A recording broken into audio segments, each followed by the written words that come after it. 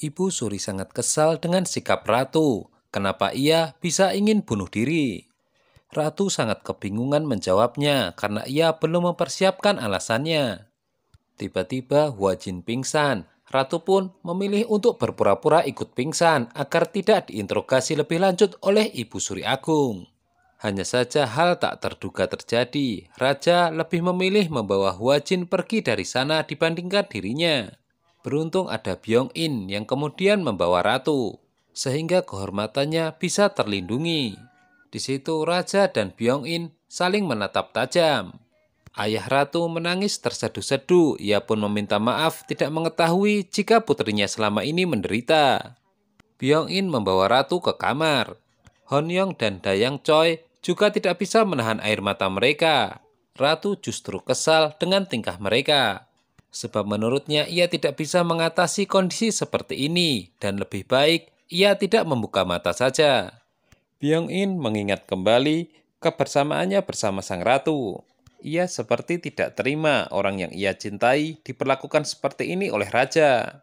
Hal itu memicu Byong In untuk membalas dendam kepada raja. Ibu Suri Agung sangat marah dengan sikap ratu. Ia pun menganggap jika ratu sudah gila. Tapi ia kemudian teringat dengan ucapan ratu sebelum terjatuh di danau, bahwa ia pernah ingin meninggalkan istana karena tidak ingin menjadi ratu yang menderita. Dari berpura-pura pingsan, ratu ternyata ketiduran. Ia pun bermimpi disumpahi ibu ratu bahwa ia tidak akan bisa kembali dan akan impoten. Begitu bangun, ratu pun sangat stres. Hon Yong meminta maaf karena selama ini ia tidak tahu apa yang dirasakan ratu. Hari sudah larut malam, tapi Ratu ingin pergi ke danau. Namun betapa kecewanya Ratu saat Kasim yang bertugas mengisi air danau mengatakan bahwa mereka belum selesai. Mendengar itu Ratu sangat kesal dan ingin tinggal saja di danau untuk mengawasi pekerjaan para pelayan. Ketika Ratu akan berjalan menuju danau, Hon Yan mencegahnya. Bukan itu saja, Dayang Choi juga melakukannya. Mereka berdua sudah trauma jika Ratu berada di danau. Karena mereka takut, Ratu mencoba bunuh diri lagi. Pengawal Byong In berada di tempat hiburan malam. Dia diberi misi khusus untuk mencari keberadaan Lee Sengman. Ratu diminta menghadap Ibu Suri Agung. Di situ dia berakting meminta maaf atas sikapnya di depan Ibu Suri Agung dan Menteri Kim. Ia bergumam dalam hati jika harus mencari aman dengan mereka. Ibu Suri Agung memperingatkan Ratu untuk tidak melakukan hal yang bertentangan dengan tujuan mereka.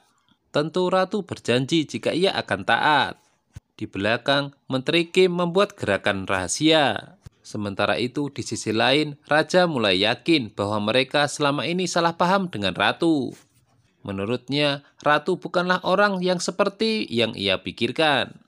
Pangeran Yeonpyeong mengingatkan Raja, bisa saja ini adalah rencana Ratu untuk memenangkan hati Raja. Tidak ingin berlarut-larut, Raja kemudian ingin menemui Ratu untuk memastikan sendiri. Huajin sebenarnya sudah sadar, namun ia masih berpura-pura pingsan. Dengan begitu, Huajin diam-diam mendengar pembicaraan mereka. Raja pergi menemui Ratu, namun Ratu menolak bertemu dengannya. Hingga akhirnya, Raja memaksa masuk untuk masuk ke ruangan. Ratu menganggap jika dirinya tidak baik-baik saja karena Raja pernah ingin membunuhnya dan sekarang mengancamnya.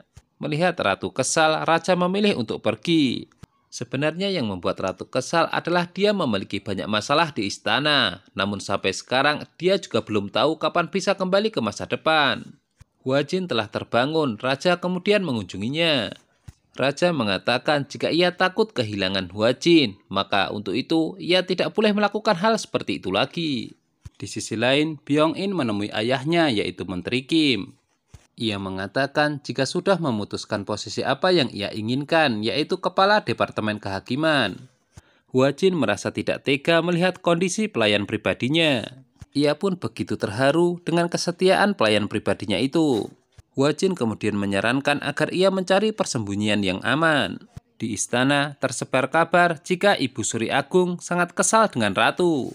Adegan pun berpindah ke rapat pejabat kerajaan, di mana klan Kim mengajukan saran untuk mengangkat Kim Byong In menjadi kepala Departemen Kehakiman. Raja berusaha menahan amarah dan mencoba untuk membantah. Hanya saja ternyata Menteri Kim telah mempersiapkan semua jawaban dengan baik, sehingga raja hanya tersenyum kecut dan menyetujuinya. Untuk menghilangkan perasaan sedihnya, Hua Jin memilih untuk melukis, dan ia meminta Pangeran Yeonpyeong untuk menjadi model lukisannya. Ternyata Pangeran Yeonpyeong tersenyum, diam-diam ia memiliki perasaan kepada Hua Jin. Ratu pergi ke tempat kesukaannya yaitu dapur istana. Lagi-lagi ia menunjukkan keahlian memasaknya. Koki istana hanya bisa menggerutu karena ratu selalu menggunakan bahan langka. Dayang memberitahu Ibu Suri Agung jika ratu memasak untuknya. Mendengar itu, spontan Ibu Suri Agung sangat senang. Meskipun begitu, ia harus menjaga wibawanya. Makanan kali ini dihidangkan menggunakan troli. Ibu Suri Agung mengapresiasinya, ratu memang susah ditebak. Semua makanan dihabiskan Ibu Suri Agung tanpa tersisa. Dari situ ratu baru tahu jika Ibu Suri Agung tidak benar-benar marah kepadanya. Ibu Surijo mengingatkan Hua Jin untuk selalu berhati-hati. Jika sebelumnya pelayan pribadinya, target berikutnya adalah dirinya. Ibu Surijo mengajak Hua Jin bertindak sekarang. Dia akan memulainya dengan mengajukan banding atas kasus kemarin untuk menggulingkan ratu. Hua Jin teringat pertengkarannya dengan ratu sebelum ia jatuh ke danau. Ratu menuduhnya telah mengambil semua impiannya. Ratu sebenarnya tidak menginginkan posisinya. Namun hanya posisi itulah yang membuatnya bisa mendapatkan raja. Namun selama ini ia menderita, raja hanya menginginkan Hua Jin. Hingga akhirnya jalur bunuh diri yang ia pilih. Ratu sedang bersantai di dapur istana. Di samping mengobrol dengan para pelayan, ia juga mengajari gadis kecil yang saat ini dekat dengannya. Meskipun begitu, Ratu terus kepikiran bagaimana ia bisa kembali ke masa depan. Tiba-tiba turun hujan, ia pun bergumam, itu artinya danau akan terisi. Terlebih ketika koki kerajaan mempunyai firasat jika akan turun hujan lebat. Hal itu benar-benar membuat Ratu sangat senang. Di sisi lain, raja mulai merasa bersalah kepada ratu. Ia ingin sekali meminta maaf, namun tentu saja ia merasa malu. Meskipun begitu, mulai sekarang ia akan mempersiapkan keberanian itu. Di luar, ratu sedang bermain-main di bawah guyuran hujan sambil berjoget-joget dengan senang. Tidak lama kemudian, raja lewat. Raja memang berencana menemui ratu. Ia pun tersenyum tipis melihat tingkah aneh dari ratu. Raja kemudian menghampiri ratu dan kemudian meminta maaf. Ratu ternyata menanggapinya dengan santai dengan mengatakan ia sudah tidak peduli. Raja sangat kesal dengan respon ratu tersebut. Ratu bergumam jika hanya sampai hari ini lalu semuanya akan kembali ke tempatnya. Klan Jo sedang berdiskusi untuk membuat petisi agar ratu yang sekarang digulingkan dengan alasan sikap dan mental ratu yang tidak sehat. Ratu memastikan Honyong dan Dayang Choi sudah tertidur, lalu ia bergegas pergi ke danau. Setelah itu tanpa pikir panjang ratu pun melompat ke danau. Di dalam ratu melihat ada seseorang yang berenang menuju ke arahnya dan itu adalah raja.